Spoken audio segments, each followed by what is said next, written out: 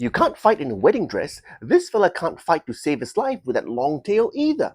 If natural selection was to be the only evolutionary process, peacocks would have gone extinct long ago. But here's the thing, girls find him sexy. Sexy time. That tail is a biological billboard. Large, symmetrical, brightly colored, and energetically expensive to grow, signaling that the male is so genetically robust he doesn't have to worry about fighting like common riffraff. Kind of like Korean boy bands if you think about it. This is known as the handicap principle. Only high quality males can afford such wasteful traits. Natural selection keeps him alive just long enough. Sexual selection makes sure his genes stick around.